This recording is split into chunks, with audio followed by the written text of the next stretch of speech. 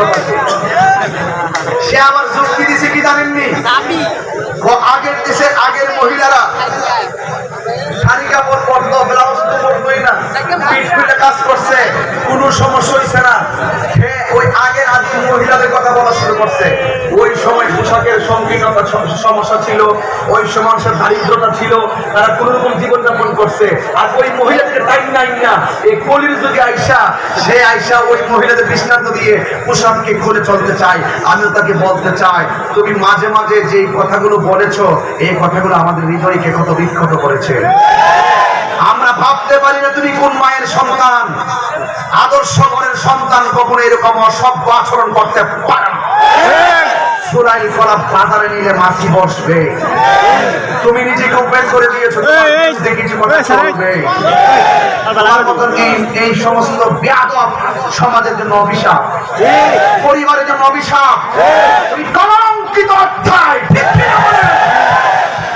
টকশোতে বলে, টকশোতে বসে বসে যারা বলবেন যে আমি নারী বিদ্বেষ করেছি এই মেয়েকে কিছু বলার কারণে, আমিও বললাম আপনি যে টকশোতে বসে বললেন, তাই আপনার যদি বউ থাকে ওই মেয়ের মতো নামাই দেন না। মেয়েটার কথা আছে না, মেয়েটার নামাই দেন, অসুবিধা নেই। আমি বলবো কিছু কিছু বেয়াদব এই সমস্ত লোকদেরকে রাস্তায় নামাই দিয়া পরিস্থিতিকে অস্থির করে তোলে। এই অস্থির করে তুলে শেষ পর্যন্ত আমাদেরকে, আমরা যখন কথা বলি আমাদেরকে তখন মুস্তারি কথা বলে বলে আমাদেরকে নিয়ে বিভিন্ন হামলা মামলা বন সং টং টং করা শুরু করে। সংসদ যায় অবল, জেলে যায় অবল, ফাঁসির মঞ্চে দাঁড়িয়ে বলবো পর্দা করা ফরজ, নামাজ যেমন ফরজ, পর্দা তেমন ফরজ। 93% মুসলমানদের দেশে বেপর্দা কখনো মেনে নেওয়া যায় না।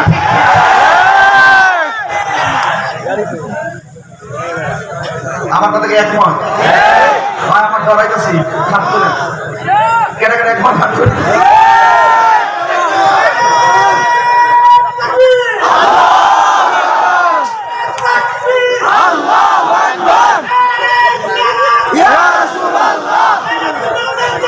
জিন্দাবাদ জিন্দাবাদ, আল্লাহ শুভেচ্ছা, আল্লাহ শুভেচ্ছা, জিন্দাবাদ। আমার কথায় কেউ রাজনৈতিক গন্ধ খুঁজবেন না। দেশটা আমার একা নয়, দেশটা সমাজ। যাদের মাধ্যমে দেশের অস্তিত্ব তৈরি হবে কাউকে ছাড় দেওয়া হবে না। আমি মনে করি এইগুলো হলো এক এক সময় এক একটা উস্কানি দিয়ে দিয়ে মানুষের ইমেজকে নষ্ট করে। এই জন্য এমন কাজ বাংলাদেশে বরদাস্ত করা হবে না যেটা দেখতে অসুন্দর, কোরআন সুন্নাহর বহির্ভূত। ঠিক কিনা বলেন? পরিষ্কার কথা। যেই সমাজে হারাম চলে সেই সমাজে কখনো শান্তি আসতে পারে না। যেই ঘর সুদের টাকা দিয়ে পরিচালিত সেই ঘর কখনো শান্তি হতে পারে না। পরিষ্কার কথা। হারামের মধ্যে কোনো আরাম, হারামের মধ্যে কোনো আরাম। কি হবে বেঁচে থেকে, কি হবে বেঁচে থেকে অযথা বিদ্যা শিখে যদি না করতে পারি হারাম মুক্ত সমাজটাকে। ঠিক কিনা? এটি হলো আমার শেষ কথা। আর কি সামনে যাবো? আমি তো 2 ঘন্টা ওয়াজ করে বলেছি, কিচ্ছু নাই, ডাইরেক্ট ওয়াজ।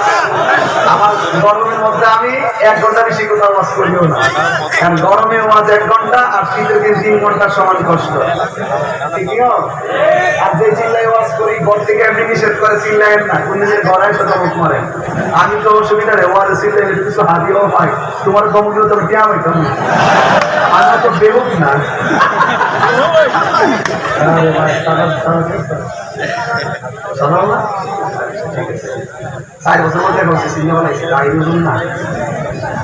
কি আপনার কষ্ট হইতেছে? জিকির হইব ইনশাল্লাহ।